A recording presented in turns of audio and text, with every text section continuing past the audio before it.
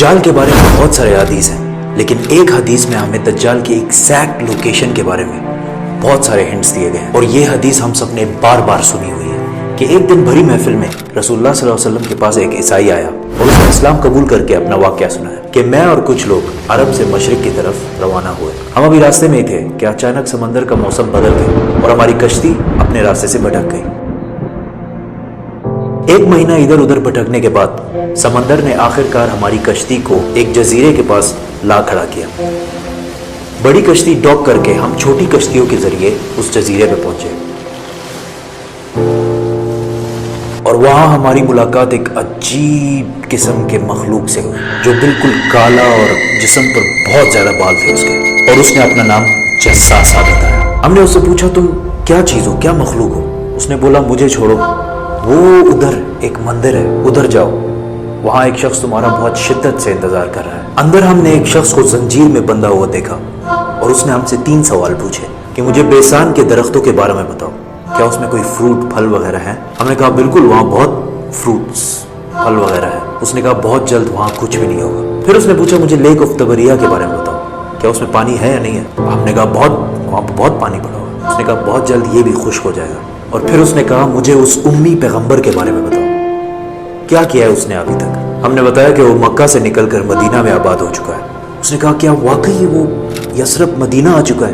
ये कहते ही उसने कहा कि अब मैं बताता हूँ कि मैं कौन हूँ। मैं हूँ दज्जाल और बहुत जल्द मैं अपनी कैद से आज़ाद हो जाऊंगा और तमाम इलाकों में जाऊंगा सिवाय मदीना यानी यसरब के। रसूलुल्लाह सल्लल्लाहु अलैहि वसल्लम ने तमाम लोगों को मुखातिब करके कहा, ऐ लोगों, ये है यसरब मदीना। तमीम अद्दारी जो कह रहा है मुझे उसमें सच्चाई नजर आ रही है। याद रखो दज्जाल शाम के समंदर में है और ना यमन के समंदर में। और अपने हाथ से मशरिक की तरफ इशारा करके कहा दज्जाल मशरिक में है, दज्जाल मशरिक में है, दज्जाल मशरिक में है।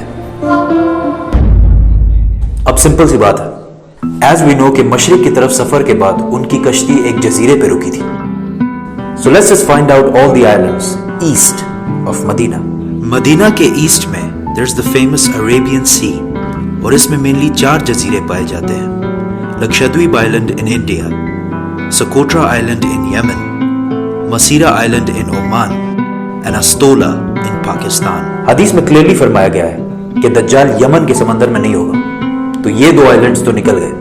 रसूलुल्लाह सल्लल्लाहु अलैहि वसल्लम ने मदीना में जो मशरिक की तरफ इशारा किया था, अगर उससे हम एक सीधी लाइन खींचे तो वो बिल्कुल अस्तोला आइलैंड के ऊपर से गुजरती है। और जब जसासा ने उनको उस जजीरे पे एक टेंपल मंदिर की तरफ भेजा था, तो इस जजीरे पे एक मंदिर टेंपल के कोई रिमेन्स तो होने चाहिए। इंडिया के इस आइलैंड में तो ऐसा कुछ भी नहीं है, लेकिन पाकिस्तान के अस्तोला आइलैंड में पता है क्या है? मंदिर। लेकिन ये तो 1450 साल पुरानी कहानी है। मंदिर तो अभी 40-50 साल पहले बना होगा। 2000 साल पुराना मंदिर, और मंदिर भी किसका? काली माता, हिंदुओं की सबसे खतरनाक और खौफनाक गॉडेस, देवी, जो दिखने में बहुत खौफनाक और जिसके जिस्म पर भी बहुत ज्यादा बाल है। कुछ याद आया? जस्सासा। उन सहाबियों ने जिस अजीब से मखलूक की बात की थी वो बिल्कुल हिंदुओं के इस भगवान से मिलता जुलता है। लेकिन अगर आज आप अस्तोला आइलैंड जाए तो आपको दज्जाल नहीं मिलेगा। वो आजाद हुआ है या नहीं ये तो नहीं पता, लेकिन ये जो जस्सासा है इसको गौर से देखें।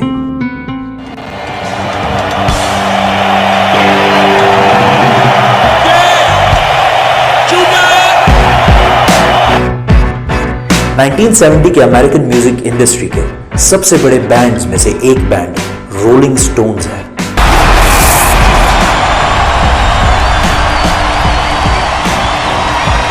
जिसने अपना ये लोगो हिंदू गॉडेस काली माता से इंस्पायर होकर बनाया, और ये लोगो पिछले सदी के सबसे मशहूर लोगोज में से एक है। और रोलिंग स्टोन्स बैंड को one of the greatest of all time माना जाता है।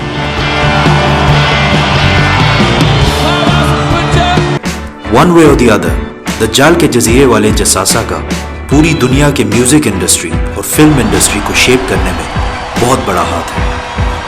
कोइंसिडेंस और maybe not.